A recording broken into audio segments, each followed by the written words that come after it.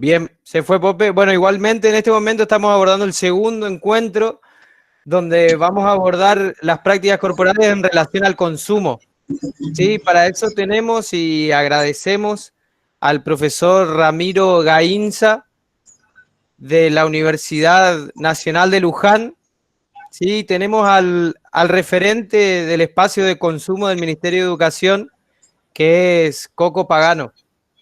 Ramiro, si te parece, arrancamos con el espacio. Solamente una cuestión técnica antes de avanzar.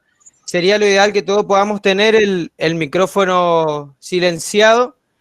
Ramiro nos va a dar una introducción sobre esta temática y a medida que vayamos avanzando y recorriendo el espacio del conversatorio, si podemos ir utilizando el chat para pedir la palabra y para poder tener un ida y vuelta con el profesor invitado, sería lo ideal para tener un orden y un esquema a seguir.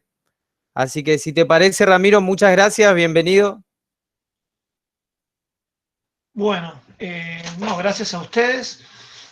Eh, Me parece importante por ahí poner esta intervención que yo voy a tener en sintonía con la que hizo Sebastián Klein la semana pasada y capaz que en perspectiva de la que va a hacer la colectiva la semana que viene, ¿no?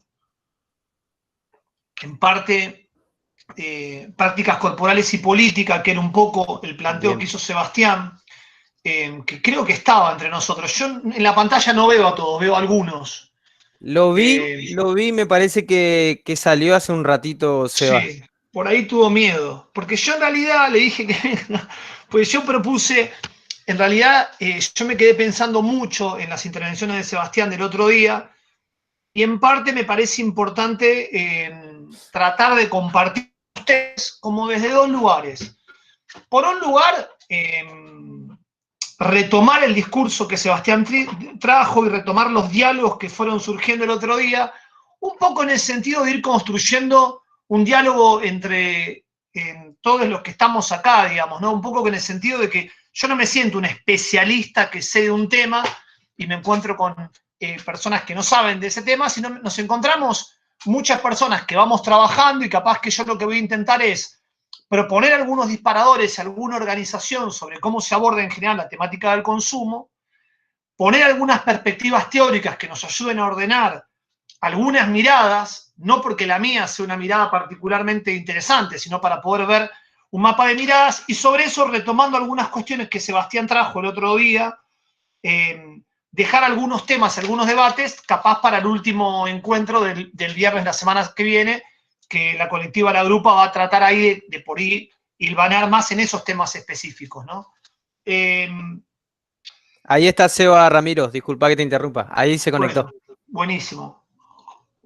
Yo lo que decía, bueno, y acá también se encuentra Alixon Reyes, que si yo no estoy mal, está ahí, que Alixon es un compañero venezolano que vive en Chile, que también estos últimos tiempos muchas de las cosas que él fue planteando o fue aportando fueron temas que estuvieron en sintonía y en los debates actuales que estamos teniendo. Yo pertenezco al campo específico de la educación física, soy docente desde hace 30 años, y algo de estos aportes me parece que pueden jugar en ese sentido para poder tratar de hilvanar los planteos en los cuales querría que nos organicemos, pero para armar más que nada un diálogo, ¿no? O sea, un poco el objetivo sería poder armar un diálogo que nos permita ir a todos opinando y armando una sintonía, no en el sentido de la especialidad mía, como diciendo yo soy el conocedor, sino por ir jugar un poco desde el lugar y de los planteos que Sebastián dejó abiertos el día de la semana pasada, el día viernes. Sebastián había planteado fuertemente una cuestión respecto al sentido de lo político, ¿no? O sea, lo conflictivo, lo político y el cuerpo tiene, digamos, una politicidad. Él había armado una primera traza sobre tres autores, ¿no? Max Ernst, Foucault y Judith Butler.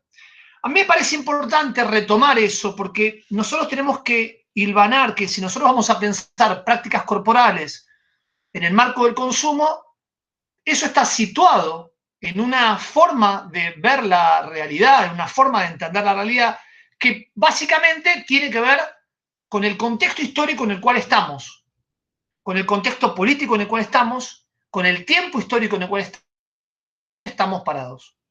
Entonces, lo primero para poder decir son cosas obvias. Nosotros estamos dentro del modo de producción capitalista. En el marco del modo de producción capitalista se producen un montón de cuestiones, pero algunas quedan invisibles a los ojos y a veces no las retomamos pensando las prácticas concretas y pensando un tema concreto como es el consumo.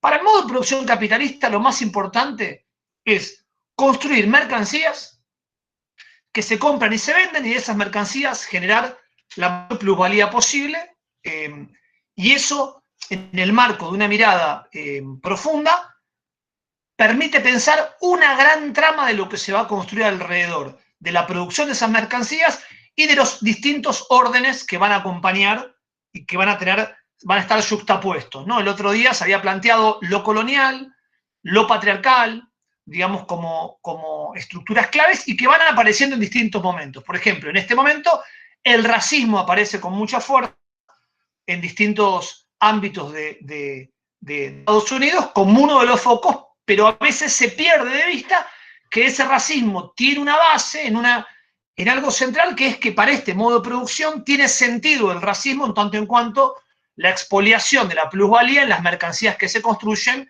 al interior de esa sociedad.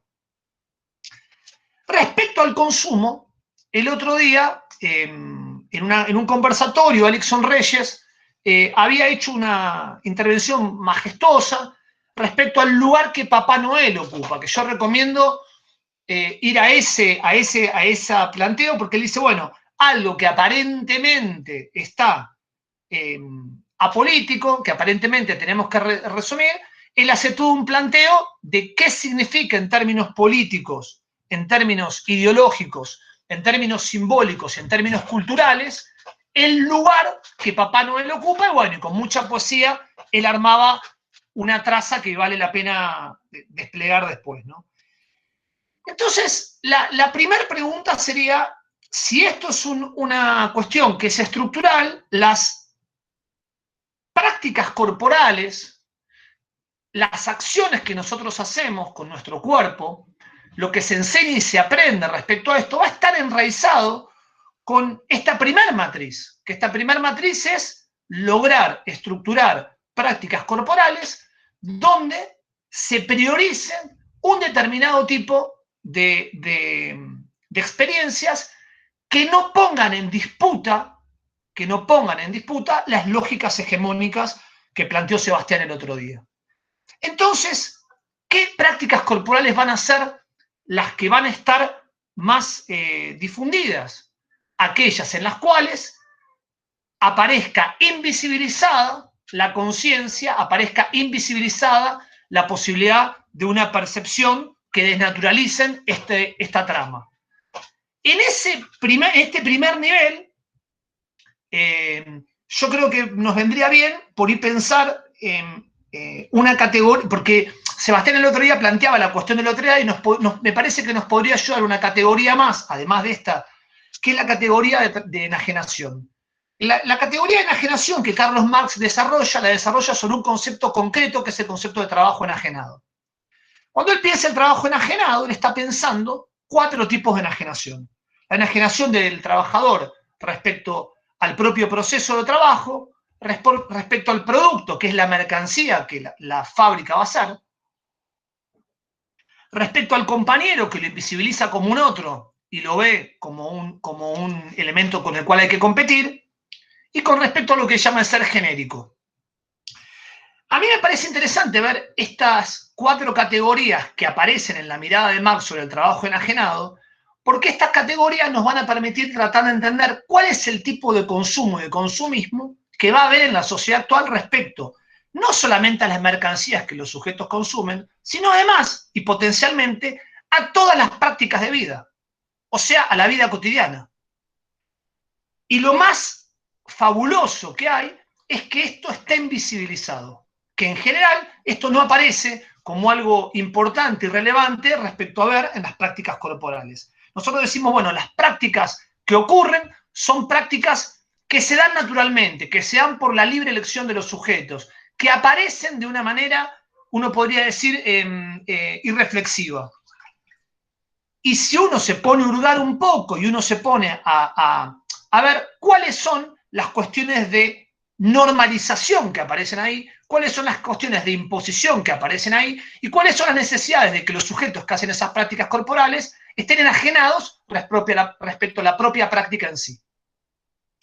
En este sentido, me parece relevante hablar voy a nombrar un ejemplo que por ahí nos ayuda a todos, que es el CrossFit. El CrossFit es una... Y acá la práctica en sí no tiene nunca algo bueno o malo. La práctica en sí representa esta forma de poder abordar la totalidad del fenómeno. ¿Qué es el CrossFit? El CrossFit es una práctica que tiene un alto nivel de difusión al interior de la sociedad en la cual estamos nosotros, se llenan los barrios de lugares que se hace CrossFit, y que es una práctica repetitiva, que es una práctica de un entrenamiento cerrado, que es una práctica donde la superación sobre el otro y sobre uno mismo está muy, muy implicada. Es una práctica que es muy funcional a el mundo del trabajo o a la fábrica.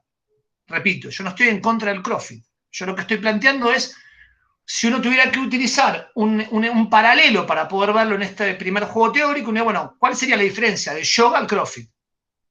¿Cuál sería la distancia que hay de uno al otro, ¿no? ¿Cuál es la distancia de una práctica que me obliga a trabajar sobre los límites del propio cuerpo y sobre la autopercepción, y una práctica donde yo repito, repliego, hago repeticiones, me autosupero, hay gritos? En general, nosotros no nos ponemos a reflexionar sobre esto, y en general lo que aparece es una mirada despolitizada de estos fenómenos. Entonces, nosotros nos encontramos ahora en un momento clave, que es un momento histórico particular, que es la pandemia. Lo que ha pasado en la pandemia, no lo voy a desplegar múltiple, pero cada uno de nosotros descubre y se encuentra con que una gran cantidad de los consumos que hacía los deja de hacer. Y que esos consumos que hacían en una gran mayoría eran mercancías que no son imprescindibles, que no son necesarias, que son superfluas. Esas mercancías que son superfluas descubrimos hoy que son una estrategia de naturalización que tenemos de consumir objetos para armar una gran rueda de consumo. Y esa gran rueda de consumo a nosotros se nos ataca con un discurso único que es, ojo, que ahí están los puestos de trabajo. Ojo, que si dejamos de consumir autos, se pierden los puestos de trabajo de toda la industria automotriz. Pero en realidad, lo que evita eso es que nosotros tomemos conciencia de cuáles son los niveles necesarios y cuáles son superfluos de los consumos que nosotros tenemos. ¿Cuáles son los niveles necesarios y cuáles son superfluos de los consumos que el planeta Tierra necesita para poder seguir existiendo? ¿Y cuáles son aquellos que nosotros como educadores deberíamos poner en tensión al interior de las prácticas de enseñanza y aprendizaje en los espacios que compartimos con estudiantes? De todos los niveles, desde el nivel inicial. Y ahí a mí me parece que nosotros nos encontramos de alguna manera con un gran tema que debería ser cómo estos excesos de consumo llevan a que las prácticas corporales que se están desplegando son prácticas que están atravesadas centralmente por procesos de enajenación en una primera medida y en segunda medida por procesos que nos llevan a un alto nivel de consumismo. Cuando hablamos de prácticas de consumo, me gustaría detenernos y plantear respecto a las prácticas corporales la mirada de David Le Breton, para irnos al último tema que me gustaría contar. David Le Breton se detiene largamente a analizar y a ver el cuerpo en una obra que es muy amplia y muy vasta, pero él va trabajando en toda su obra distintas marcas que hay en el cuerpo.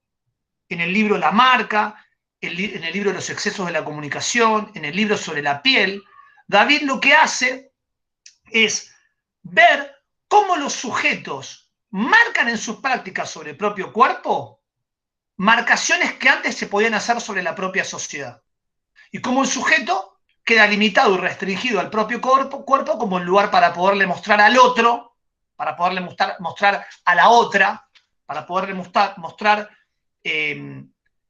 una marca de la subjetividad que permita dar cuenta del tránsito de la vida.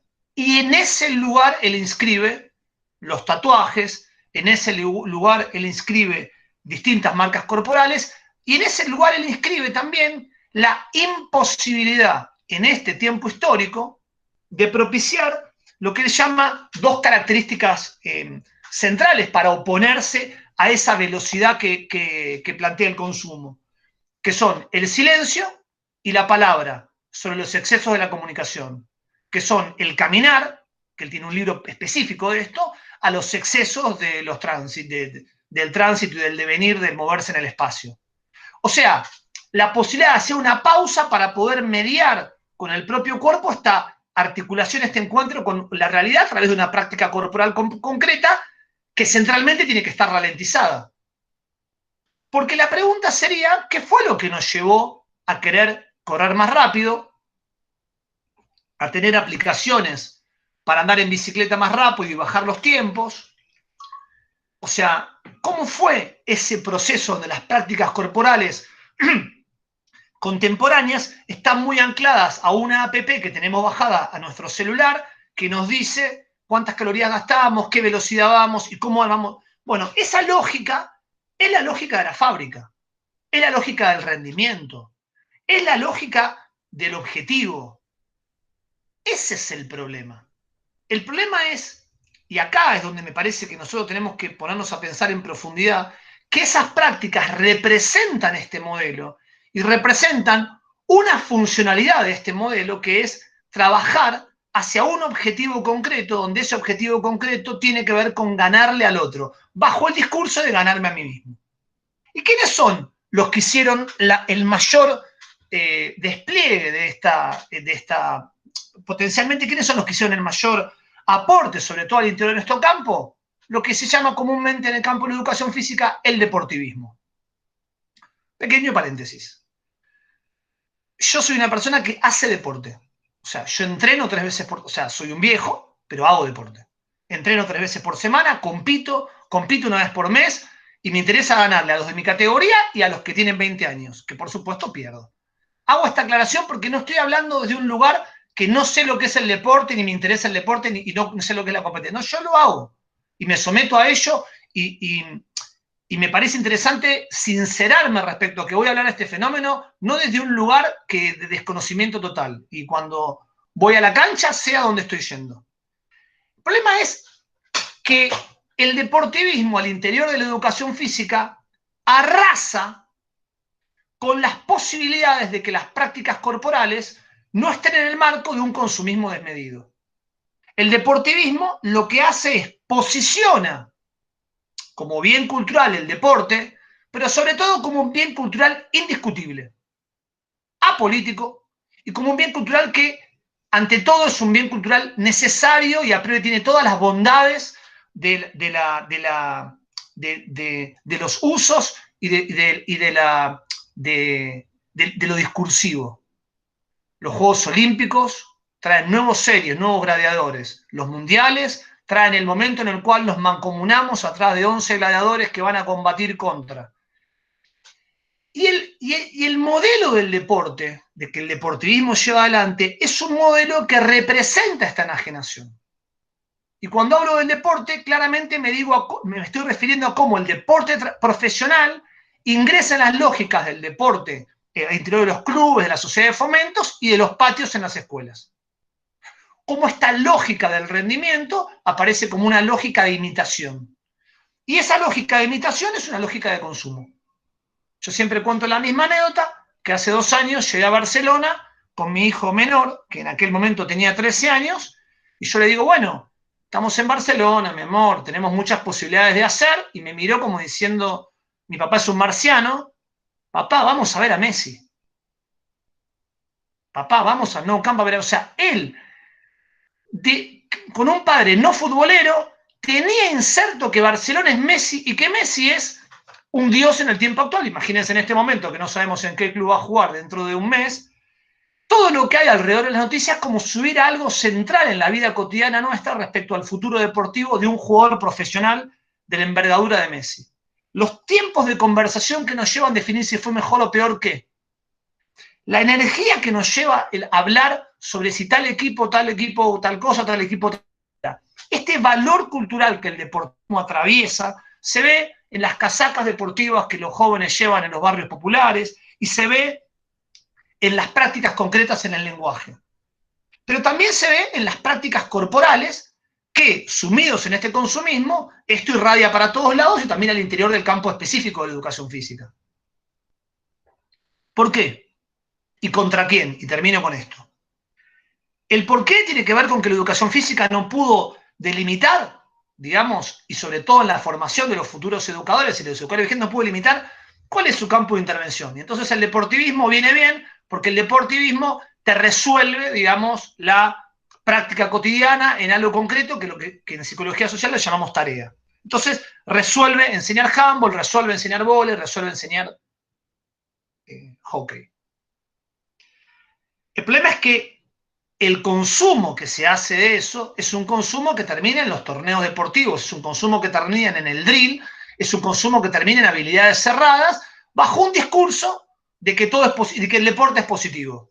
Yo recuerdo a todos que el deporte son lesiones, el juego de jugadores lesionados, el deporte es el doping, el deporte es el sexismo, el deporte reúne un montón de lo que somos como sociedad.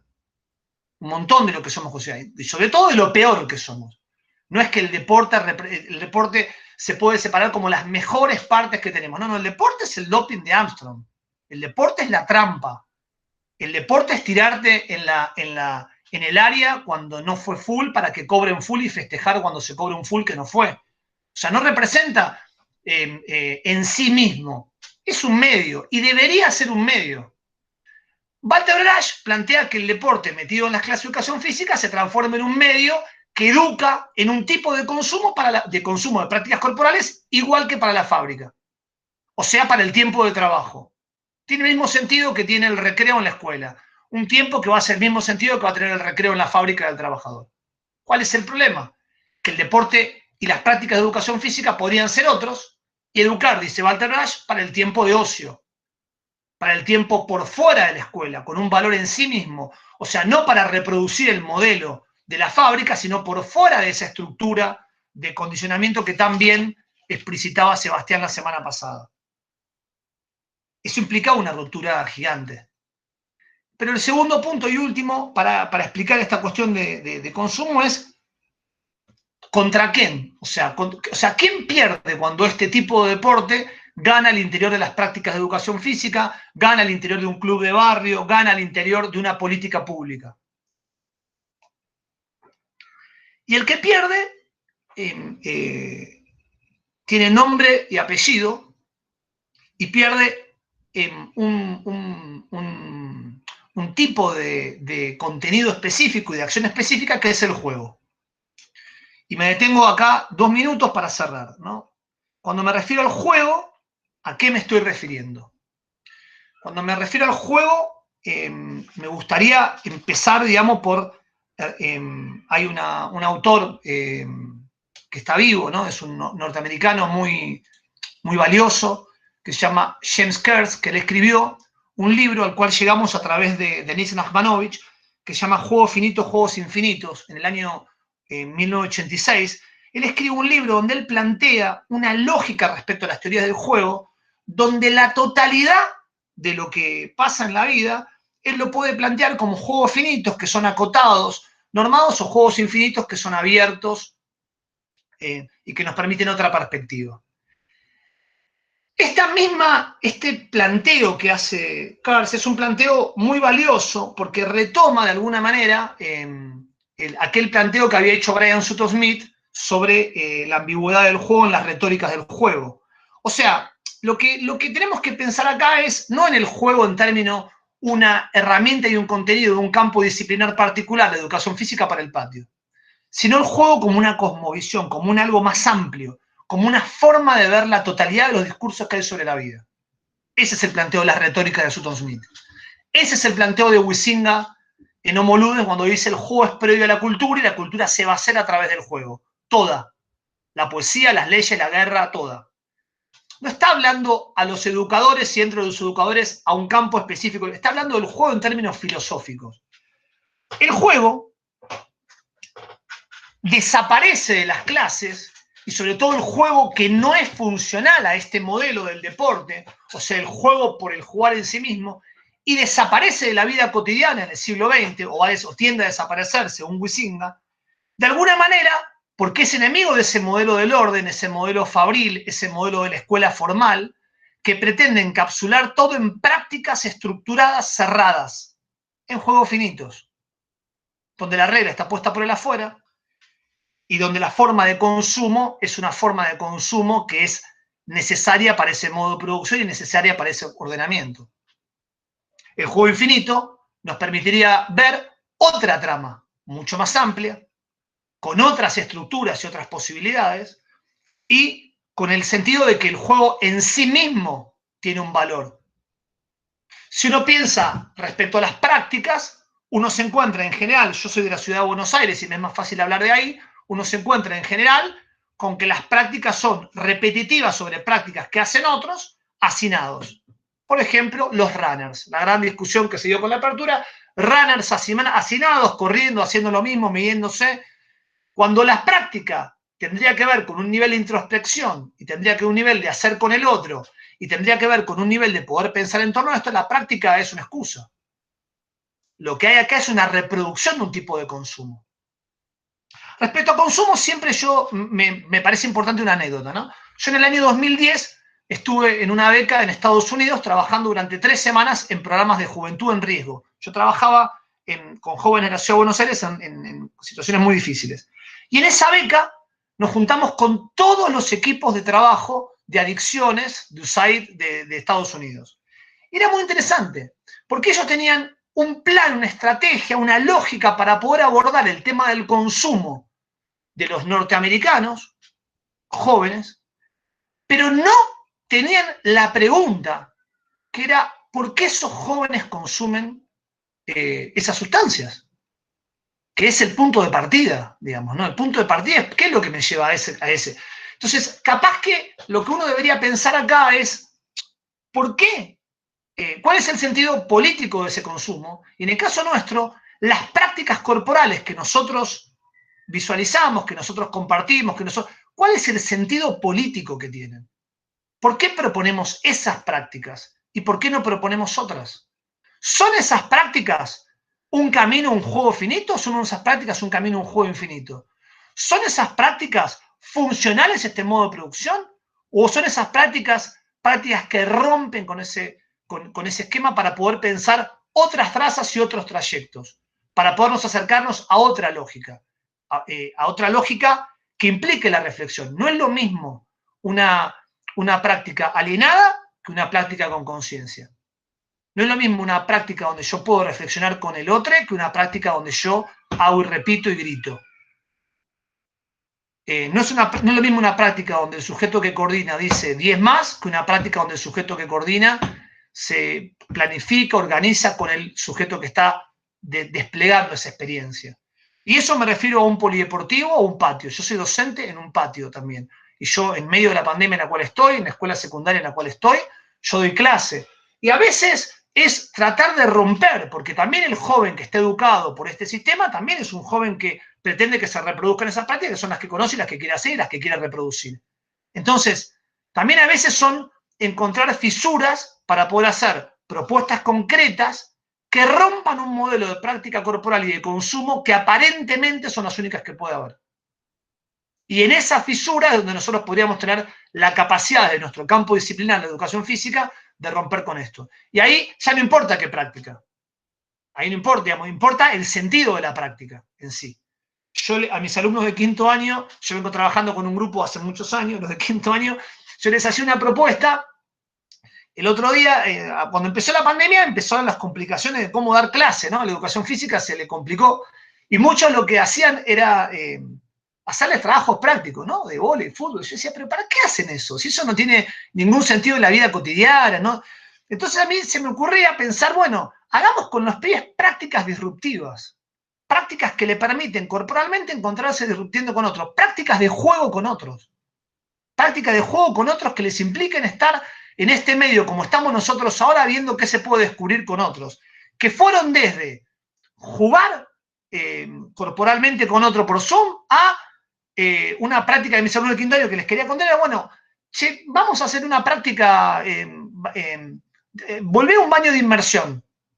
Baño de inmersión, 30 minutos sin celular y sin equipos en tu baño. ¿Tenés? Bueno, prueben. Los que tienen manera, y sobre eso nos sentamos a hablar de experiencias corporales disruptivas, digamos, ¿no? Porque no es válido pensar que un sujeto va a llegar a la meditación si no puede cortar con un nivel de consumismo donde todo el tiempo tiene una frecuencia que está conectado a WhatsApp y no puede desconectarse de ese lugar como si fuera un hilo de oxígeno que le tiene que llegar a los pulmones. Entonces, ir fraccionando y pensando estrategias sobre esto me parece que podría ser el camino particular de nuestro campo disciplinar. Hasta acá para abrir el diálogo y empezar a entramar con las miradas de ustedes, ¿no?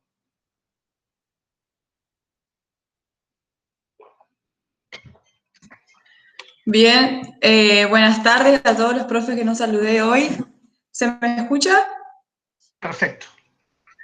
Bien, sigo con mi compañero Adrián Zanata en la moderación. Bueno, como decía el Nicolás hoy, los que quieran ir dejando sus preguntas en el chat lo pueden ir haciendo, y para arrancar, si quieren, yo por ahí tengo algunas preguntas, si les parece. Dale.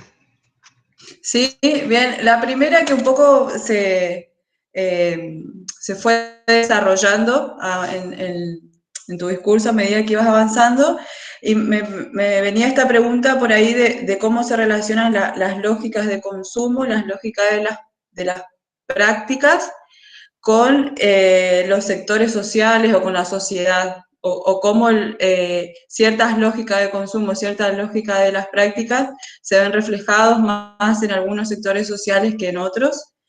Y después una en relación a lo que decías sobre el juego, si vos crees que la lógica del jugar por jugar tiene un lugar hoy en la lógica escolar, como está planteada esta lógica de normas, de regla disciplinaria, que la lógica escolar está muy, muy de la mano con la lógica de la fábrica. Entonces, pensando en eso, si el juego, el del jugar por jugar, tendría lugar ahí, o de qué manera se podría abordar ese juego en la escuela. Son Son dos como... preguntas para un seminario cada una, ¿no? Pero, a ver, yo te digo mi mirada. Acá hay muchos que tienen que opinar. Alexson, dígale que prenda la cámara y que empiece a hablar, porque está ahí. Sí, A ver, tenemos... a ver, vamos por partes. La primera pregunta respecto a, no se refiere solamente a las clases, a los sectores sociales ni a las clases sociales, ¿no? O sea, yo recuerdo que hace muchos años fui a dar un curso a Chaco con docentes, y la experiencia mía en Resistencia era una experiencia de alguien que recién llegaba. Yo no conozco cuáles son las prácticas concretas que se realizan ahí. Me parece que ese diálogo es un diálogo que nos va a cambiar. Yo creo que las prácticas tienen que ver con el contexto, con el territorio en el cual se dan, pensando el concepto de territorio en el sentido que Sebastián usaba la semana pasada. O sea, a mí me parece que nuestro color de piel, digamos, la cuestión de género, la cuestión de clase social, son algunos de los indicadores que van a armar el lugar en el cual uno vive, pero la forma en la cual, desde el lugar en el cual uno vive, uno ve el mundo. O sea, la forma de interpretar lo que la psicología social llama matrices de aprendizaje. Entonces, esa manera en la cual nosotros vemos el mundo, por supuesto que es distinta. Y por supuesto que es compleja. Por eso, a mí lo que me parece que lo que yo visualizo, lo que yo he viajado, o lo que yo he visto en distintos países, en distintos lugares de Argentina, es que lo que gana es un tipo de lógica con un amplio nivel de consumismo y con este esquema que yo trataba de plantear al principio, que tenía que ver con que lo central está en que todavía el modelo es por la mercancía. Digamos, el esquema del modo de producción es por la mercancía. Entonces, es verdad que cambia, pero ¿qué cambia? Cambian matices de esas prácticas, ¿no? Entonces, bueno, en un lugar el deporte el deporte profesional que va a ganar va a ser el béisbol, en otro lugar va a ser el cricket y en otro lugar va a ser el fútbol. Pero el sentido que tienen es lo mismo. Ahora, yo no estoy en contra del deporte profesional en sí. Yo he visto partidos, yo vi 2 partidos de la NBA en Estados Unidos, a mí me encantó. Yo he visto a Boca con Maradona en el 81 y me encantó. Ahora, yo no estoy en contra del evento deportivo en sí. Lo que nosotros necesitamos reflexionar es, ese evento deportivo en sí, ¿qué tipo de prácticas irradia y qué sentido tienen esas prácticas para los cuerpos de esos niños, de esos jóvenes y adolescentes y de esos adultos que van a formar y conformar un tipo de cultura particular, claro, pero que la matriz va a ser la misma? Entonces no hay deportes buenos y deportes malos. No es que Ginóbili es bueno y, no sé, Blas Junta es malo. No sé, no. Blas Junta ni saben quién era, mayor, pero no es que uno... Pero digo, no es que hay el deportista profesional despliega su profesión como tal y es un trabajador. El problema es cómo eso llega y cómo reproduce el modelo que hay. Es muy interesante lo que está pasando con Messi ahora. O sea, se está hablando del futuro de Messi como si fuera el PBI de la Argentina, como si fuera la política pública. O sea, y la realidad es que estamos hablando de un sujeto criado en España, que vive en España, que juega por la selección, sobre el cual el grueso de la población argentina tiene afecto o no. O sea, un sujeto sobre el cual opinamos como si fuera alguien cercano a nosotros. Eso lo constituye determinado tipo de construcción de una cultura, ¿no? Entonces, esa construcción cultural que nosotros tenemos, de la cual yo no reniego, yo no estoy diciendo hay otras mejores, nos tiene que ubicar en, bueno, a partir de eso vemos la realidad. Si a partir de eso vemos la realidad, ¿cómo nosotros hacemos para articular esa realidad con lo que nosotros vamos a enseñar o no? Con lo que nosotros vamos a propiciar en las prácticas concretas que vamos a hacer en los patios de las escuelas en las cuales nosotros trabajamos. Entonces, ahí no es lo mismo ser despectivo las experiencias de los pueblos originarios, digamos, por ejemplo, por nombrar un ejemplo concreto que me viene al caso, que no tomarlas o banalizarlas. No es lo mismo reconocer que el palín mapuche es el juego para poder pensar y sobre el cual se constituye el hockey, que hablar del hockey directamente como algo que llegó de Inglaterra, de un invento inglés. No es lo mismo saber que el crawl como técnica de nado es una técnica de nado inventada por los guaraníes. Está totalmente documentado esto.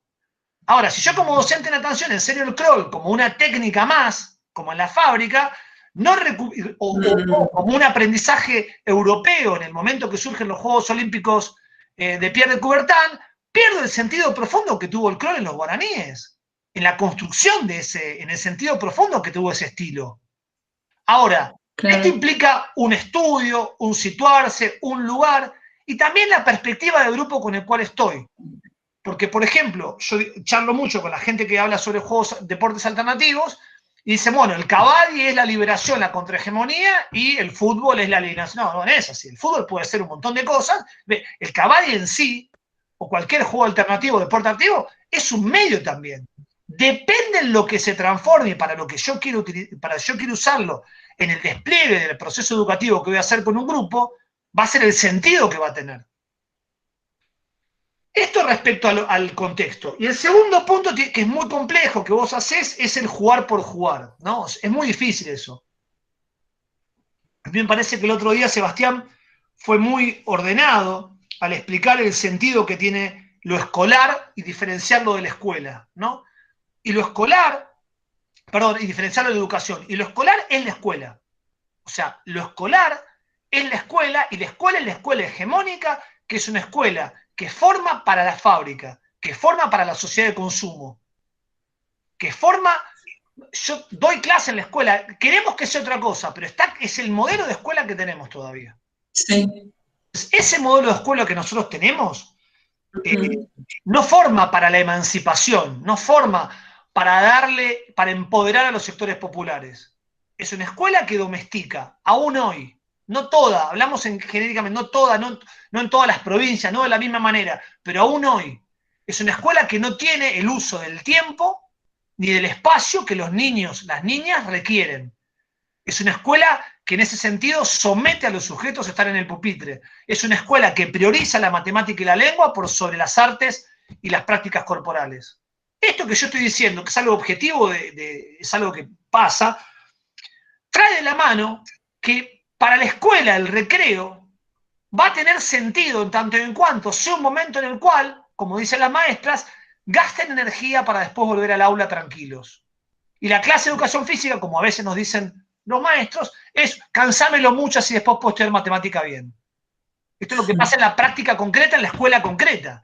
Entonces yo digo, bueno, esperá, tenemos que hablar con los maestros de cuál es nuestra práctica y tenemos que buscar un sentido al jugar por jugar que está perdido y que nosotros somos los profesores de educación física, las profesoras de educación física, somos quienes deberíamos tener este mandato, porque cuando hay que pensar en el deporte, piensan en nosotros, pero cuando hay que pensar en el juego, no.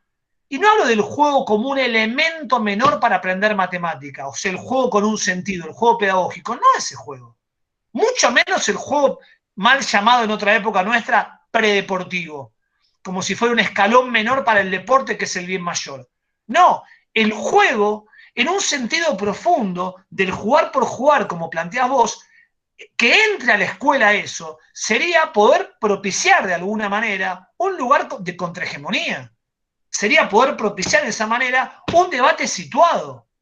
Y cuando vos encontrás un debate situado, vos de alguna manera te encontrás con la consolidación de una estructura que sea distinta, que sea diferente. Ahora, eso requiere una reflexión profunda de nuestras prácticas cotidianas continuamente. Y buscar en eso solidaridad, compañía, encuentro con los otros que tenemos cerca, con las otras que tenemos cerca. Bien. Sí, yo creo que un poco esta idea del jugar por jugar y con la lógica de la escuela, o lo que se traduce en el patio, o lo que traducimos los docentes en el patio, que no se ve esta lógica de jugar por jugar, un poco también, y a lo que se planteó el viernes pasado, está en la formación un poco. ¿Cómo sería que está en la formación? Porque me parece que un punto puede ser de que no se traduzca esto de jugar por jugar en la escuela porque quizás los profes no saben qué es jugar por jugar. O impera más una lógica de jugar para ganar, la lógica de competitiva en los juegos y no una lógica de jugar por el placer mismo del juego. Sí, a mí me parece como dos cuestiones, para empezar a hilvanar un poco con los discursos. Ahí yo les pediría a Santiago y a Sebastián que tomen la palabra para lo que están preguntando, para que ellos también lo digan y den sus opiniones. Sí, claro, perdón. No, a mí me parece como que hay algo... a ver, ¿qué sería el jugar por jugar? Pensemos un minuto en nuestro campo de la educación física.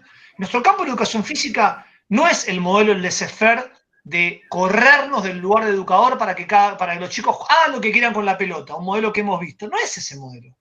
El jugar por jugar es podernos permitir construir, inventar, diseñar juegos con los pibes, bancar que tengan un andamiaje para poder jugar, que incluyan el juego en sí con niveles de complejidad y que incluyan la disponibilidad lúdica, que incluyen juegos que pueden ser juegos nocturnos, juegos en lugares cerrados, juegos de tablero, grandes juegos, digamos, una variedad infinita, pero también la disponibilidad lúdica, que es la disponibilidad de animarme a jugar aquellas cosas sobre las cuales no está marcado todo el guión.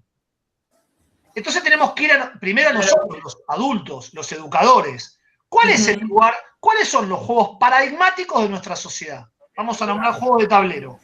Un juego de tablero, un juego de la vida. Todos lo conocemos, lo ubican, ¿se acuerdan del juego de la vida? Ese juego aquel en el cual el camino era uno solo, que había un lugar que te tenías que recibir, en otro lugar te casabas, por supuesto te casabas heteronormativamente, si eras varón con mujer, mujer con varón, las fichas eran de color correspondiente, rosa y azul, después tenías hijos, ¿se acuerdan de era un solo camino y que terminaba al final?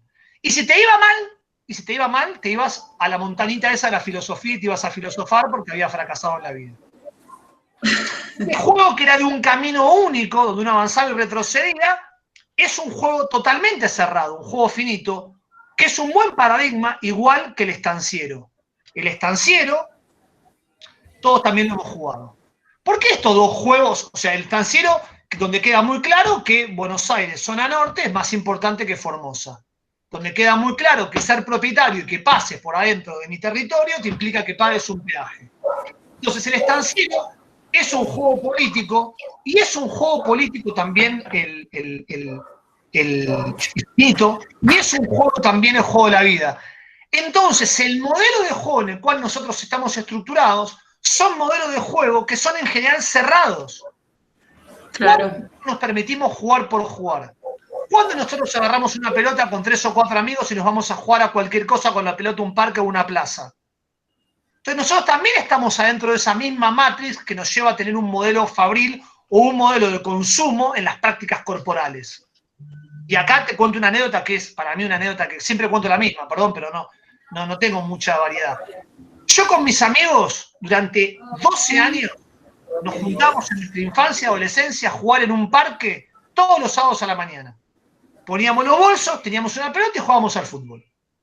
Muchísimos años después nos reencontramos y dijimos vamos a jugar al fútbol. Entonces, ¿qué dije yo? Vamos a Güemes y juguemos como jugamos siempre. 12 años todos los sábados. No que yo un rato, una vez fui. Tenés abierto poco tu micrófono.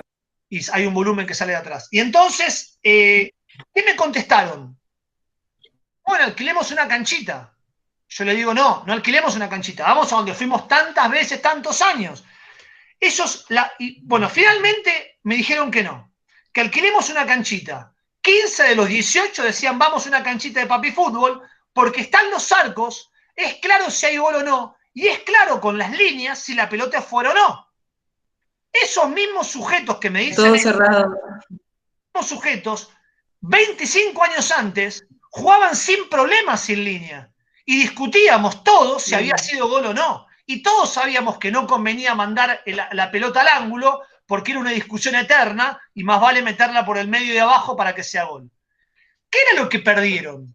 O lo que perdimos, porque yo perdí la discusión también, lo que perdimos como grupo. Perdimos esa disponibilidad lúdica. ¿Qué es lo que pasó? Nos pasó que la adultez nos fue normando de tal manera donde las líneas, los horarios, el rendimiento termina siendo una prioridad por sobre otras. Una prioridad central.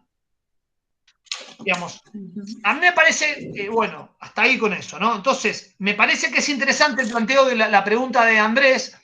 Andrés hace una pregunta respecto a los juegos virtuales, ¿no? Pregunta,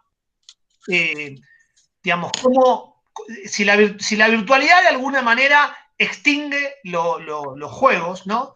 Y Santiago Sánchez pregunta más sobre el Fortnite, ¿no? O el Dota, y cómo son esas prácticas corporales nuevas, ¿no? Yo sobre el juego virtual, a mí me parece que me parece que es muy importante ir a un autor, que ahí lo escribo, que se llama Julián Kopp, se escribe K-O-P-P, que es un amigo, que él está haciendo su tesis de doctorado, hizo su tesis de grado, es antropólogo, en este tema, ¿no? En este juego, en este tema, los juegos virtuales, en el rol de los juegos virtuales y en los esports, los deportes electrónicos. A mí me parece que lo que cambió ahí, y lo que cambia ahí es el medio, ¿no? O sea, lo que cambió es la manera, el espacio en el cual se están desplegando los juegos.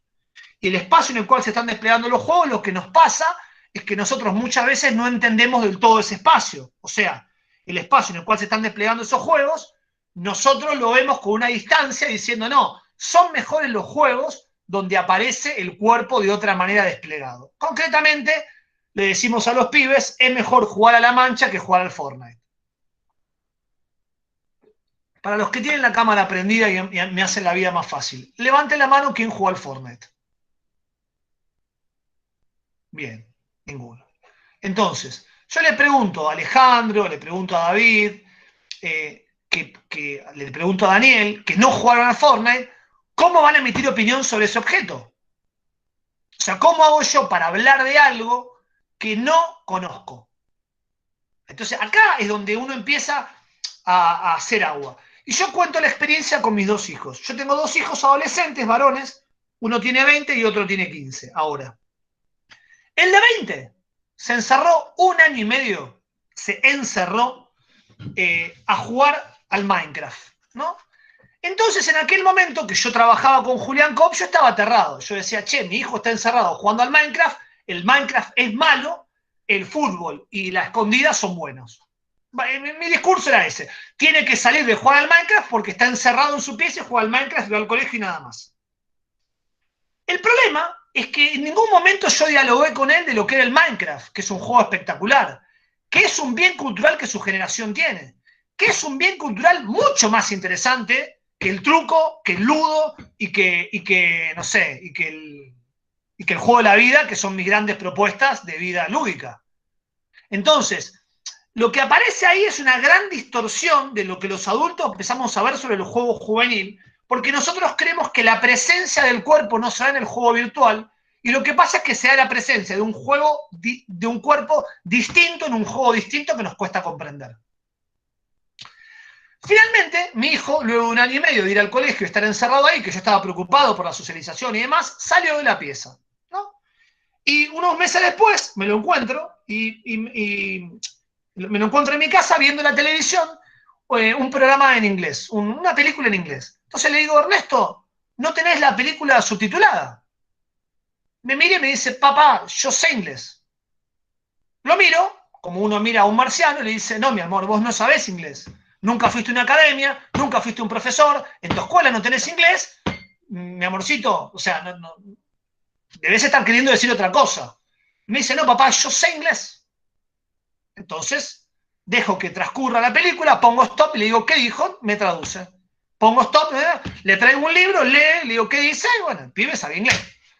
Lo mando, yo doy clase en la carrera de inglés en el Joaquín B. González, que es un instituto de formación docente de la Ciudad de Buenos Aires, lo mando con mi compañera que lo nivele, me mira y me dice, este pibe puede dar el First Certificate mañana, sabe inglés perfecto, por supuesto mucho mejor que yo. Entonces le digo, corazón, ¿cómo es que aprendiste inglés si vos no sabías inglés ni has tenido nunca un profesor de inglés? Y me mira, por supuesto con el desprecio que los adolescentes miran a los padres, que es como nosotros miramos a nuestros padres, pero nos olvidamos, y me dice, ¿te acordás que yo jugaba ese jueguito al Minecraft y vos me decías que yo perdía el tiempo? Yo organizaba torneos para 500, 600 personas de todo el mundo y aprendí inglés y en la plataforma que yo inventé armando esos torneos, me dialogaba con todos en inglés y así aprendí ese año y pico inglés.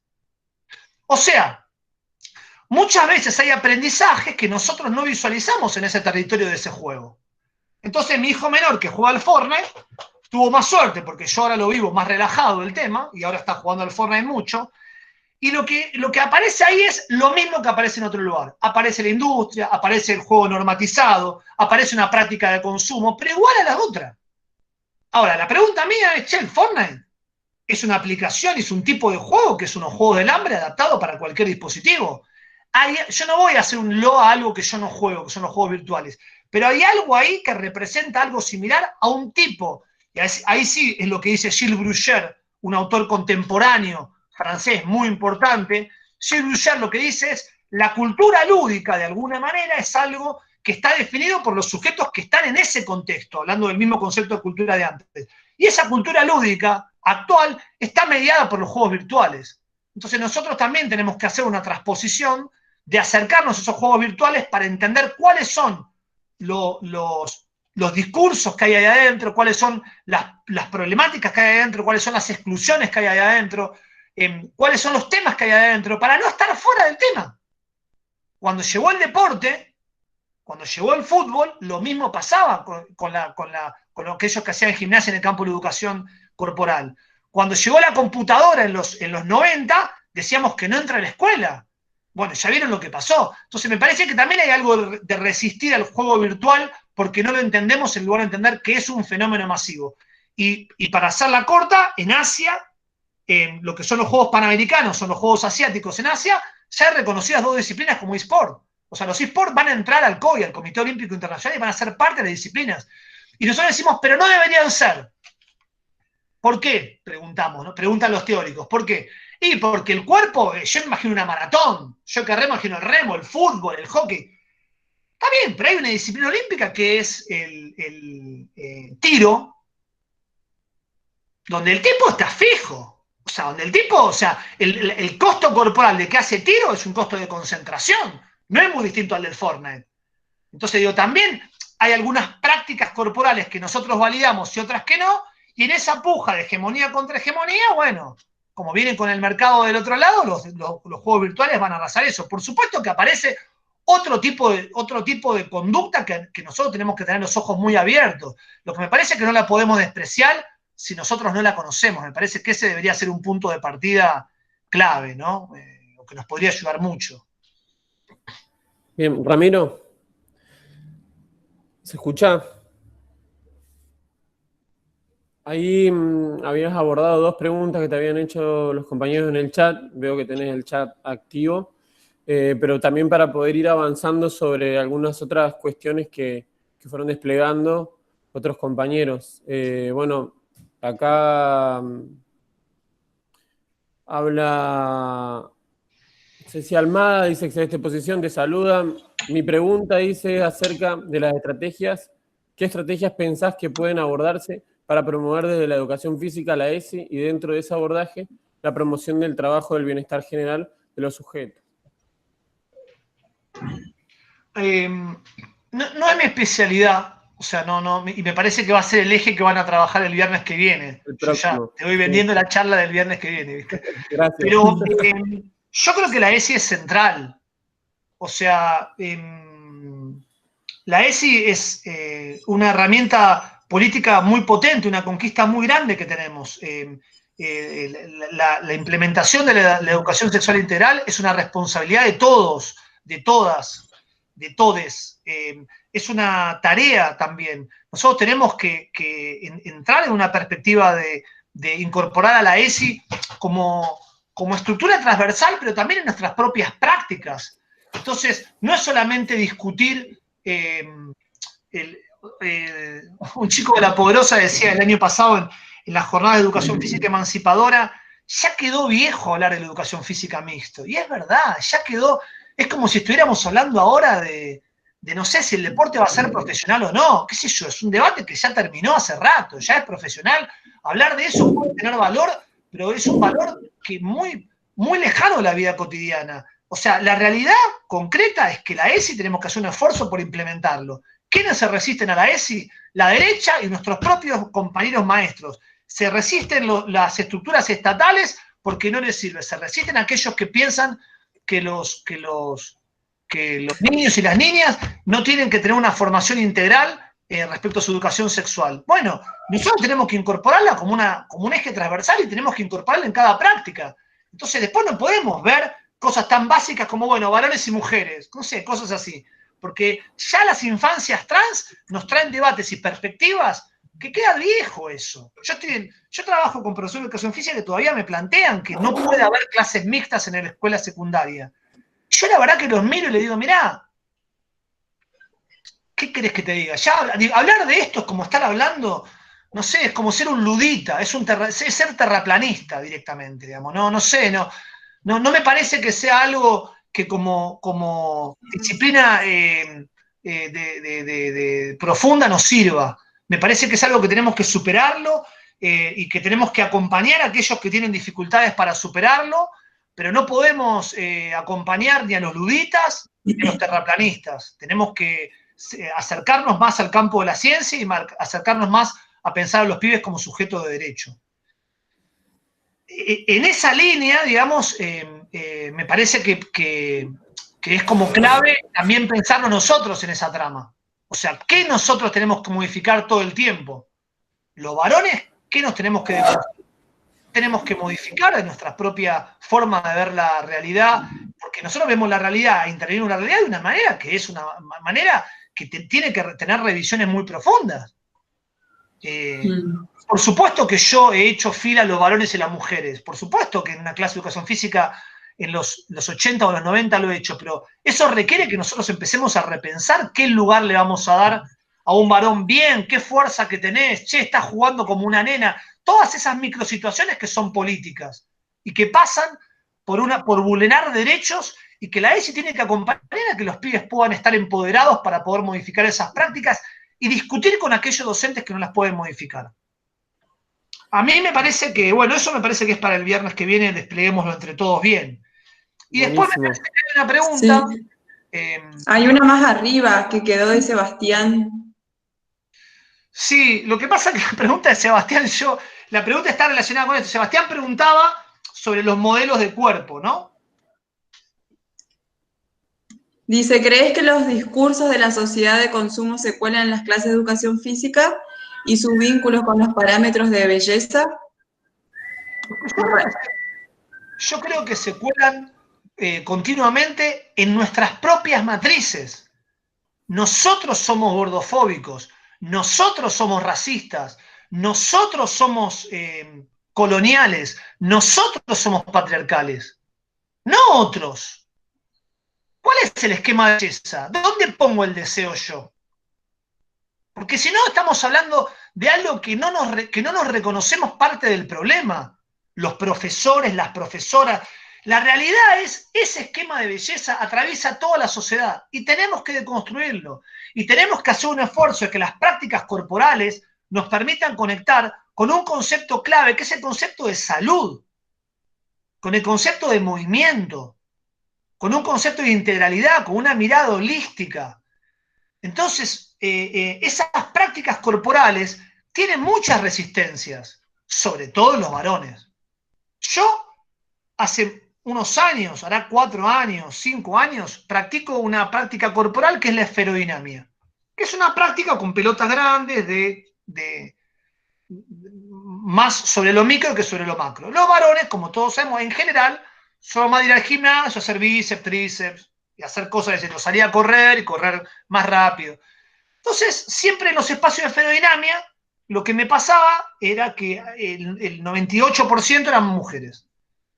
Y entonces yo llegué a una conclusión hablando con mi profesora, que se llama Anabela Lozano, que es muy buena, que es como la gran promotora de la esferodinamia en Argentina, que yo le digo, me dice, no, los varones no están en condiciones de revisarse todavía, es un proceso muy largo. Pues yo le digo, acá hay niveles, cada clase dura 90 minutos, hay niveles de introspección sobre lo micro, de cosas que son estructurales al ser. Por ejemplo, el psoas. ¿No? Por ejemplo, el psoas. Por ejemplo, digamos, el apoyo con las plantas, con las plantas del pie, los músculos de las plantares. Yo digo, nosotros no estamos dispuestos a revisar esto. Y hablo de mí mismo, ¿no? O sea, yo casualmente puedo decir esto porque nosotros en general estamos más dispuestos, bueno, a hacer una práctica reproductiva que nos gusta. O que terminamos creyendo que nos gusta porque no conocimos actividades que no sean de ese tipo. Hagamos una cuenta. ¿Cuántos hicimos? Una clase de Tai Chi Chuan, una clase de esferodinamia, una clase de yoga, una clase de meditación y una clase, no sé, de otra disciplina. En Japón, las prácticas son introspectivas. Los niños, los adolescentes y los adultos tienen prácticas introspectivas respecto a su movimiento corporal. Y los ves en las plazas, en los parques, en la vida cotidiana de los japoneses. Por una situación, yo estuve viajando los últimos 2 años a Japón, y vos en Osaka, en Tokio, ves gente haciendo, vos decís, che, pero esto yo no lo vi nunca, de manera masiva. Y eso me parece que es lo que define también una cultura del consumo respecto a la práctica corporal. Hay una marca de esa cultura. Lo que nosotros tenemos que pensar es cómo desarmamos algunas partes para armar otras. ¿Y qué partes queremos armar? Por ejemplo, Miriam Cristaldo recién preguntaba con respecto a las prácticas corporales en la naturaleza, ¿no? Entonces, yo ahora voy respecto a la pandemia, Miriam, lo que yo miro en la pandemia. Pero bueno, yo muchos años di la materia de vida y naturaleza, actividades en la naturaleza, educación ambiental, en muchos profesorados, y es un tema que siempre me fascinó. Entonces, yo vi, por ejemplo, en la Universidad de Luján, donde yo trabajo, que estas experiencias en la naturaleza iban hacia el deporte aventura y hacia carreras de orientación. Entonces los pibes iban de campamento y los formaban en carreras de orientación. Yo digo, pero esto es lo mismo que estaba contando antes respecto a la naturaleza. Nosotros tenemos estudiantes que centralmente son estudiantes urbanos. Lo que necesitamos es que aprendan a ver la luna, aprendan a cortar con un hacha la leña y hacer un fogón sin prender fuego a un bosque, dicho sea de paso, justo en este momento. Que aprendan a apagar un fogón, ya que estamos. Que aprendan a caminar por la naturaleza. Que aprendan y disfruten de treparse a los árboles. ¿Qué me importa una carrera de orientación? Como primer práctica en la naturaleza. La primer práctica en la naturaleza tiene que ser caminar, una dinámica corporal, caminar por el pasto descalzo, tiene que ser prácticas que me acerquen a un medio que no conozco. Y aprovechar a hacer grandes juegos, juegos nocturnos, cosas que no puedo hacer, contenidos que no puedo hacer en mi práctica cotidiana en el patio que tengo. ¿Cómo lo ve el profesor de educación física, la profesora en general? No, bueno, sí, hacemos 2 cosas en el año, pero porque no puedo, porque no me dan permiso, porque no me dan... No, pero vos tenés que tensar a hacer una caminata. Tenés que tensar a hacer una experiencia, en el caso nuestro que tenemos salida al río, en el río y en la isla. Tenés que tensar a hacer un campamento de convivencia. Porque en el campamento preparar una pizza y en el campamento lavar los platos son un conocimiento, son un saber, son una apropiación que se hace con un otro, que se hace en la naturaleza y que no se puede hacer de otra manera. Y muchas veces nosotros lo dejamos de lado eso. Me parece muy importante que en la situación de pandemia no nos engañemos. Yo trabajo en un profesorado, en un instituto, donde hacen campamentos virtuales y permiten que se habiliten las prácticas después de hacer campamentos virtuales. Yo digo, ¿pero qué me están jorobando? ¿Cómo un campamento por WhatsApp puede validar un campamento que implica armar la carpa, desarmar la carpa y hacer un fogón? No puede haber un campamento virtual. O sea, puede haberlo como un ejercicio menor en este momento, como una actividad paliativa, pero más adelante tengo que hacer la experiencia en la naturaleza verdadera, porque la experiencia en la naturaleza verdadera, subirme, colgarme de un árbol y caminar por el bosque y encontrar la leña seca, no la puedo reemplazar con la virtualidad. No la puedo reemplazar con la virtualidad. Entonces la virtualidad y la pandemia tienen límites. Respecto a los juegos corporales en la naturaleza, tienen límites. Entonces no nos engañemos. Nosotros estamos dando clase por Zoom, o dando clase por Meet o por lo que sea. No es lo mismo que una clase de educación física. Estamos haciendo actividades de movimiento con los pibes y las pibas en este contexto que es mejor que nada. Pero no es lo ideal. Nosotros no vamos a permitir que se reemplace por las clases de esta manera cuando volvamos a la presencialidad. Entonces tenemos que ver cuál es el núcleo duro de nuestra experiencia curricular, cuáles son los saberes concretos que nosotros queremos validar. Cuando yo permito que haya un campamento virtual en lugar de un campamento con carpas en medio de un lugar en la naturaleza, estoy avalando que más adelante digan, bueno, no gastemos presupuesto en... No hagamos la actividad que se hace en toda escuela de buscar a lo loco recursos durante meses para poder ejecutar después esa experiencia educativa significativa para los pibes, que le va a dejar huella. Capaz como ninguna otra. Entonces, es vital que un pibe se vaya de campamento una vez en el recorrido de la exoescolaridad. Entonces, trabajemos para eso. Bien, sigo con otra pregunta. Elizabeth, si estás, que querés participar con la voz, o si no, leo tu pregunta. ¿El juego de la vida no es capitalista? Pregunta. Bueno, a mí me parece importante ver esto. Capitalista es el modo de producción que vivimos. Somos todos. Claro. O sea, ustedes son una agencia estatal adentro de la provincia de Chaco, adentro de la República Argentina, adentro del modo de producción capitalista. O sea, porque si no, o sea, todos tenemos, el capitalismo es un modo de producción y a la vez tiene una estrategia donde pasan un montón de cosas. No es lo mismo. Esa estrategia implica que algunas cosas se pretenden invisibilizar. El juego de la vida es un juego muy estratégico para invisibilizar algo que te propone, que es formar una familia, que tu familia sea heteronormativa, tener hijos, vamos a nombrar eso, y hacer una carrera. Y esos 4 son mandatos que pretenden naturalizarse. A partir de la ESI nosotros deberíamos tener una educación donde no haya heteronormatividad, donde el mandato se te pueda correr de que tener hijos o no tener hijos es una decisión que estén involucradas el deseo y otras cuestiones, sino que sea algo natural el mandato de tener hijo o el mandato de la maternidad o de la paternidad. Entonces me parece que el juego de la vida es como el ejemplo máximo de eso, ¿no? Ahora, dentro del capitalismo estamos todos estamos dentro de este juego finito, que pretende acabar con el planeta Tierra, que se llama capitalismo. El punto es cuánto nos podemos correr para hacer lo posible para transformarlo, lo posible para cambiarlo, lo posible para verlo situado.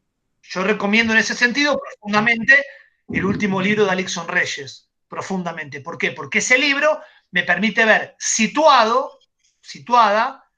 la situación concreta de qué pasa con respecto a la recreación y al juego en Venezuela. Yo no la puedo ver si no soy venezolano o si no me junto con eso. Entonces yo leo el libro y veo una mirada de alguien que esté en eso. Me parece que el objetivo debería ser ir por ahí, digamos, no. El objetivo, uno puede tener una posición anticapitalista, pero después uno, cuando está en una agencia estatal, tratando de hacer lo mejor que se puede al interior de este modo de producción en el cual nosotros nos estamos moviendo, aunque uno puede tener una mirada contraria al mismo. Explico esto porque me parece que puede ayudar mucho, ¿no? a ordenar. Bien, gracias por el aporte, Eli, gracias, Ramiro, por el comentario. Tenemos unos comentarios sobre, me parece que fueron en el momento que se estaba hablando de la ESI. Y después hay un profesor que pide si podrías profundizar sobre las prácticas corporales y el perfil de la salud. Es que hay... ¿Podrías ampliar un poco más el concepto de prácticas corporales enfocado a la salud? Profesor Walter Moreira pregunta si está y quiere participar con la voz. Ahí está la pregunta. Bien. A mí me parece como dos cuestiones ahí. ¿Qué es la salud? O sea, la salud para la educación física a inicio del siglo XX fue una gran corriente, que es el higienismo, liderado sobre todo por médicos, donde se proponía la educación física como un modelo, digamos, como un modelo educativo de lo corporal, como un disciplinamiento de lo corporal para un tipo de sociedad. ¿Contra quiénes discutían? Contra el militarismo, que proponía desde una mirada militar normar los cuerpos para crear futuros soldados o ciudadanos que podrían ser soldados. Esta tensión higienismo-militarismo está en la base de la educación física escolar. Y luego viene el deportivismo. Cuando yo hablo de salud no me refiero a ese higienismo originario, sino el concepto de salud es un par dialéctico con un modelo que se llama, que es la enfermedad. Entonces, para nosotros, la salud no tiene que ver exclusivamente con lo corporal, sino que debería ser algo holístico que incluya la totalidad del ser. Y que incluya la totalidad de los grupos con los cuales trabajamos, y que incluya las instituciones en las cuales trabajamos, y que incluya las comunidades en las cuales estamos. No podemos pensar sujetos sanos en sociedades enfermas. No podemos pensar en instituciones enfermas y trabajadores sanos. Hay algo que está muy articulado, muy articulado. En el plano específico de lo corporal, lo que nosotros observamos es que la salud está ligada al concepto de movimiento, ¿no? En la medida que el sujeto es más sedentario, está más quieto, tiene menos perspectiva de accionar sobre la vida cotidiana. Y cuando hablamos de movimiento, hablamos en un concepto general de movimiento. El sedentarismo lleva a que el cuerpo se atrofie y no se mueva, y el movimiento lleva a que el cuerpo se despliegue, que todo circule y que haya perspectiva. Y esto va respecto al movimiento corporal y respecto al conocimiento. Va respecto a la capacidad de reflexión y de analizar la realidad o respecto a salir a correr. Y esto se practica, se entrena, se despliega. Y me parece a mí que un objetivo del campo de la educación física debería ser propiciar en un debate en este contexto cultural en el cual nos movemos, del sentido que tiene nuestra propia práctica respecto al movimiento, respecto al desplegar todas las potencialidades de movimiento que los sujetos tenemos, todas las posibilidades de movimiento que tenemos como perspectiva, y someternos nosotros también a eso, nosotros como educadores. Y me parece que por ahí debería ir una educación física liberadora o emancipadora, ¿no? Me parece que hay algo ahí muy estructurado y muy armado que nos permitiría por ahí pensar o desplegar otra otra trama, otras tramas, otros trayectos, ¿no? Cuando uno piensa en objetivos, uno está pensando una forma de planificar con un destino que definió uno. Yo creo más en los trayectos, más en los recorridos, en los procesos, donde esos objetivos se van a ir armando en el propio proceso grupal, en la propia trama educativa. Y a mí me parece que nosotros deberíamos tender a prácticas saludables, donde no solamente el movimiento aparezca, sino que aparezca la comunicación, sino que aparezca el respeto del otro en tanto en cuanto sujeto de derecho, el respeto de la palabra de cada uno y de cada una, respecto a la posibilidad de explorar, respecto a la posibilidad de desplegar al interior de la clase experiencias de juego infinito que permitan en la vida cotidiana desplegar juegos infinitos. Lo nombro un ejemplo de Morirá Bouquet. Morirá Bouquet en una famosísima revista de la UNESCO del año 91, me parece, sobre juego, planteaba el problema de los viajeros y de las vacaciones. Las vacaciones, ¿cómo están pensadas en general? Como un juego finito. Alquilás un lugar 15 días o 7 días, si podés irte de vacaciones vas, te estructurás, vas al mismo lugar que todos. ¿A qué Parque Nacional de Chaco y de Formosa fuiste en las vacaciones? No, fuiste a la costa, no, fuiste a tal lugar.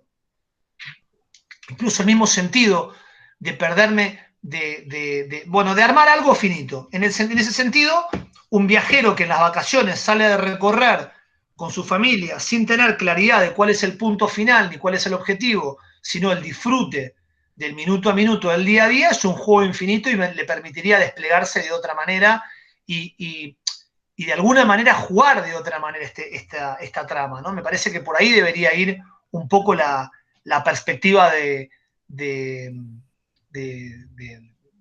la perspectiva de podernos pensar abiertos, ¿no? Y me parece que el concepto de salud debería ir por ahí. No cerrar, sino abrir. Ser porosos. No tener verdades, no tener todas las certezas que tenemos que tener, sino llenarnos de interrogantes para poder transitar en equipo, con otros compañeros, con otras compañeras docentes, permear al aparato del Estado, a que estos temas aparezcan, como en muchos lugares se permea, y como en este caso concreto estamos hablando de prácticas, donde en el campo de la educación física es más fácil hablar de entrenamiento de básquet que de estos temas, de prácticas de consumo, de la ESI, de una mirada más política, como el otro día nos planteaba Sebastián. Me parece que este es el punto de partida, sin dejar de lado las prácticas que nosotros creamos que son las que consolidan nuestra cotidianidad en ese hacer, en esa praxis. Pero el otro día Sebastián hablaba de estas lógicas de consumo. Y bueno, estas lógicas de consumo, nosotros tenemos que poder moverlas a otro lugar, poderlas mover a otros saberes, tenemos la obligación, porque somos parte de un colectivo que somos los docentes, que podemos jugar en torno a esto, que podemos pensar en torno a esto, y que cotidianamente intervenimos en torno a esto. La idea es producir un único discurso ni un único cuerpo, buscando aquella pregunta de Sebastián del principio que vos traías. O sea, ese cuerpo hegemónico no debería ser el único que nos aparezca, debería ser un cuerpo que nos permita abrir el juego y desplegar ese juego. Y respetar lo que pasa en lo territorial, como decía Sebastián hace una semana. Darle lugar a ese lugar en lo territorial. Y en términos políticos, darle lugar al rol del Estado. Nosotros tenemos que tratar de que el Estado abone, trabaje estas perspectivas, que es el lugar que nos contiene a todos. Fíjense lo que termina pasando en la pandemia. Fíjense la discusión Estado-mercado, ¿quién resuelve las vacunas? ¿Quién las va a resolver? Entonces, cuando las papas queman, el Estado es la forma organizativa que tenemos como sociedad para poder funcionar. Entonces el Estado es el lugar en el cual tenemos que pensar estas discusiones para una educación física inclusiva, decolonial, con perspectiva de género, una educación física que piense el movimiento desde un lugar abierto, que proponga juegos infinitos, una educación física que sea lo suficientemente profunda y sensible como para llevarnos un montón de preguntas y un montón de interrogantes y para acompañarlas con otros que están en estos mismos trayectos que nosotros, que por supuesto somos minoría. También hay que ver eso, ¿eh? Somos minoría. O sea, la hegemonía del campo de la educación física está pensando y trabajando en otra perspectiva.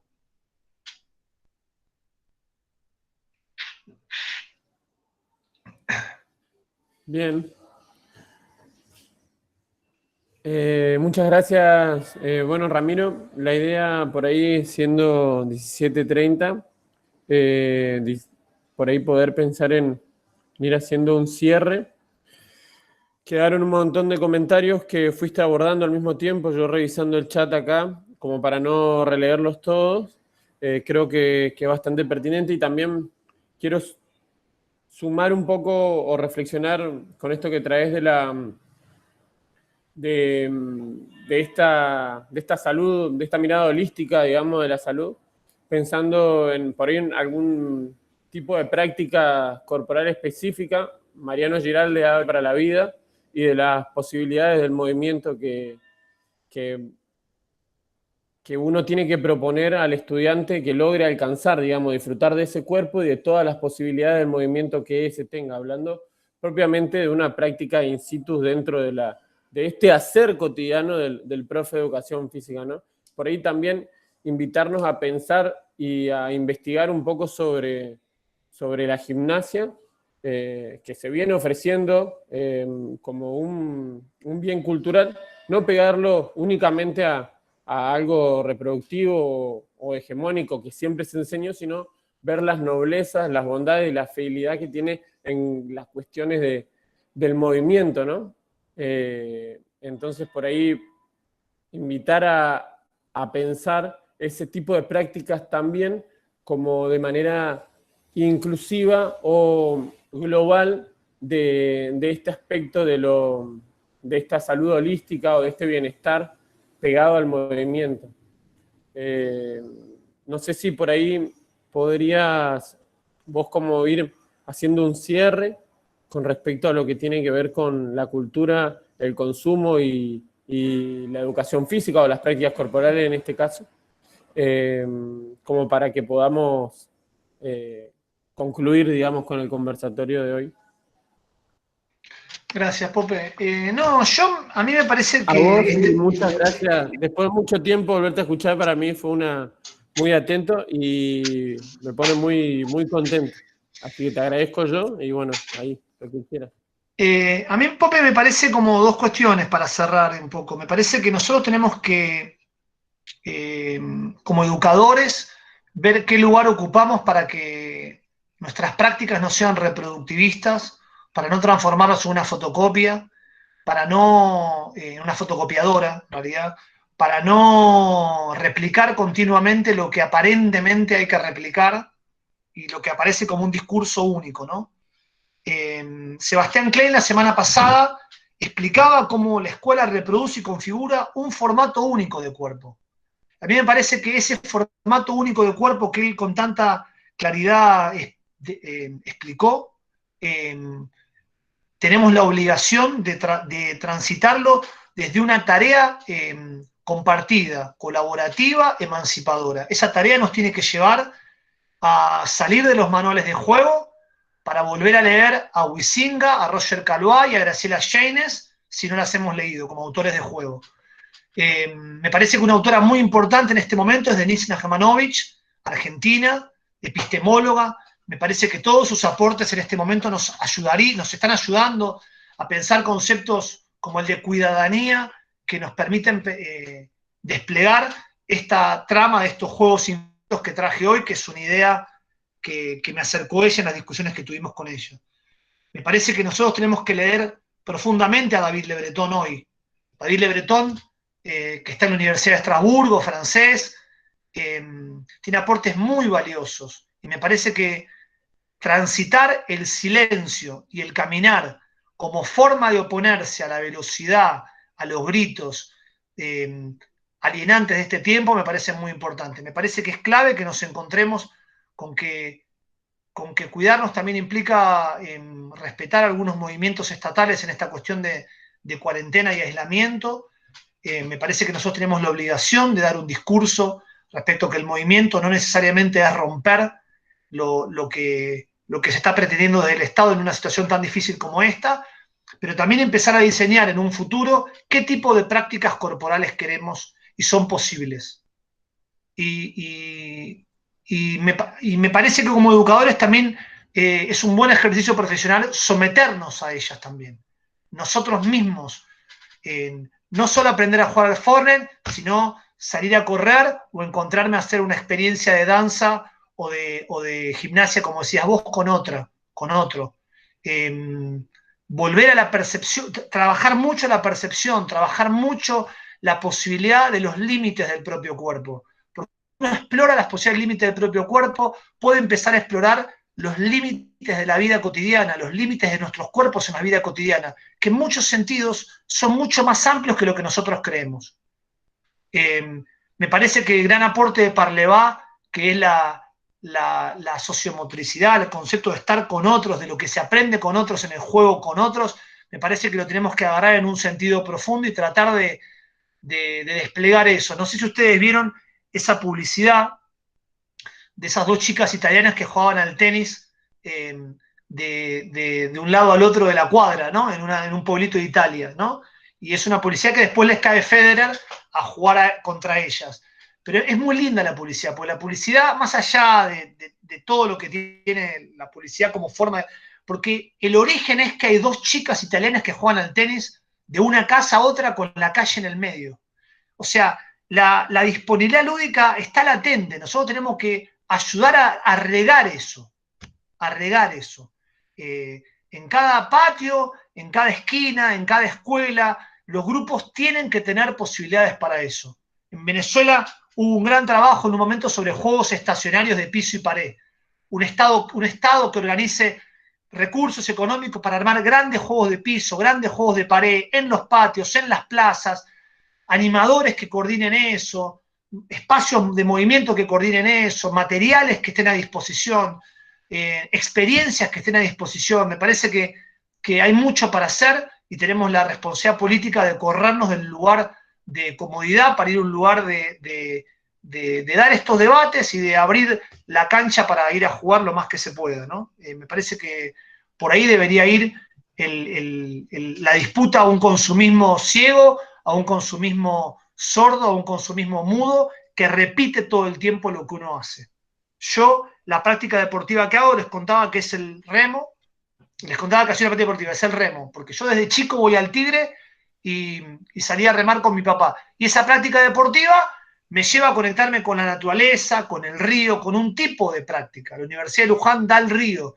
Y nosotros decimos, queremos que sea una universidad que tenga una experiencia en la isla, prácticas en la isla, te permite un montón de deportes, de canotaje, y eso es una práctica situada, corporal situada. No una práctica, no, los que están en la montaña, los que están en el monte. Una práctica que me permite estar en contacto un poco más profundo con Leotro y con la naturaleza. Y los docentes tenemos una obligación de armar perspectivas. Y los que están dirigiendo agencias estatales tienen la posibilidad de armar discusiones presupuestarias y discusiones políticas que vayan en ese sentido. Y me parece que en ese sentido yo quiero agradecerles profundamente al Ministerio de Educación de la provincia de Chaco esta invitación, y a la provincia en sí, y a cada uno de los funcionarios que está acá, esta invitación, porque nos permite pensar una educación física desde otro lugar y la construcción compartida de esa educación física que Sebastián planteaba la semana pasada. Así que bueno, muchas gracias. Bien, muchísimas gracias también de nuestro lado, Ramiro, por compartir tu experiencia, tu conocimiento.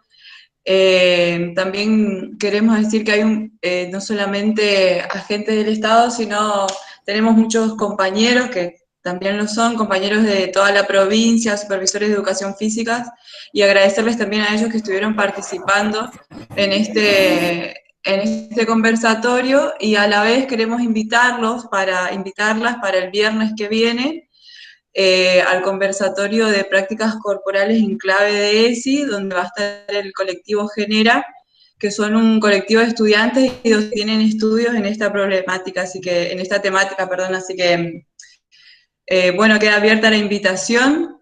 Seguramente en la semana vamos a estar subiendo el formulario de inscripción y el link de la sala. Es un colectivo, perdón que te corte un minutito, es un colectivo de estudiantes, ¿sí?, y docentes. Y docentes, sí. Ah, eso, pues escuché estudiante nada más. Perdón.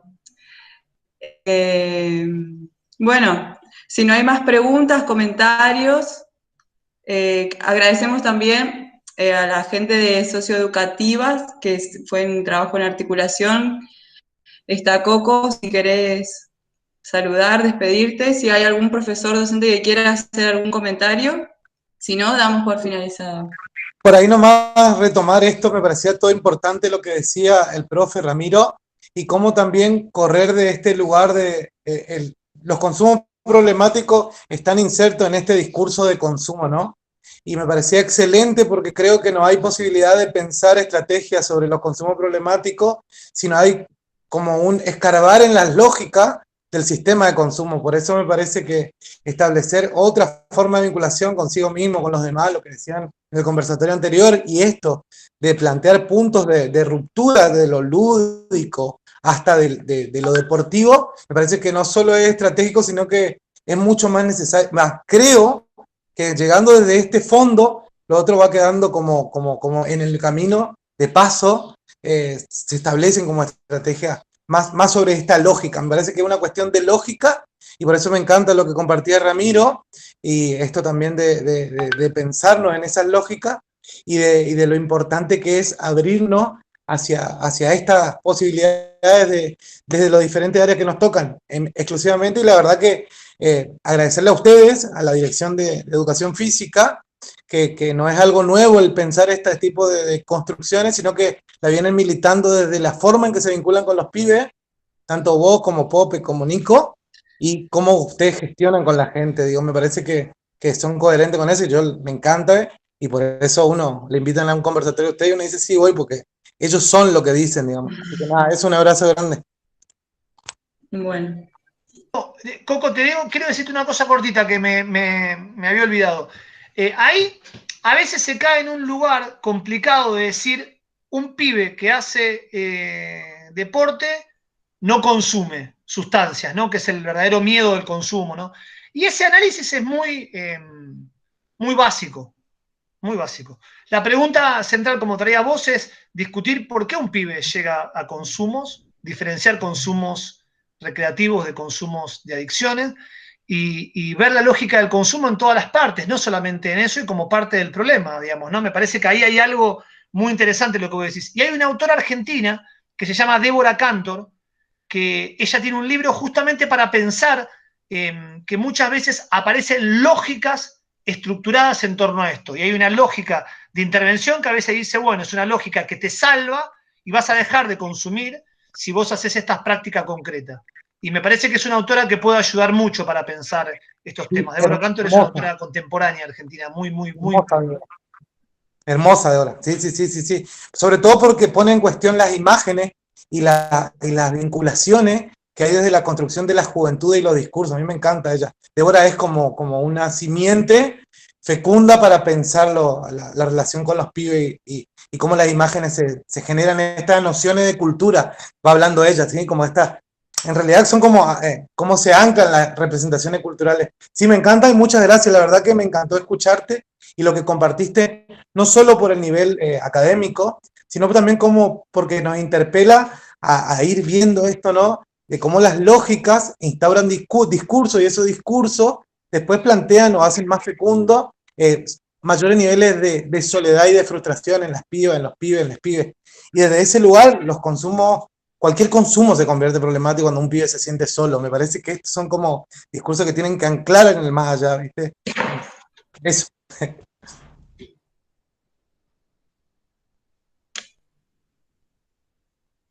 Bueno, nos encontramos el próximo viernes. Muchísimas gracias, Ramiro, profes, nuevamente.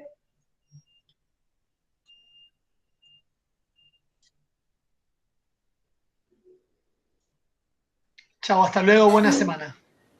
Chao, Hasta Ramiro, luego. gracias por todo. Hasta luego, profe. Chao. Excelente, buena semana para todos. Gracias. Igualmente.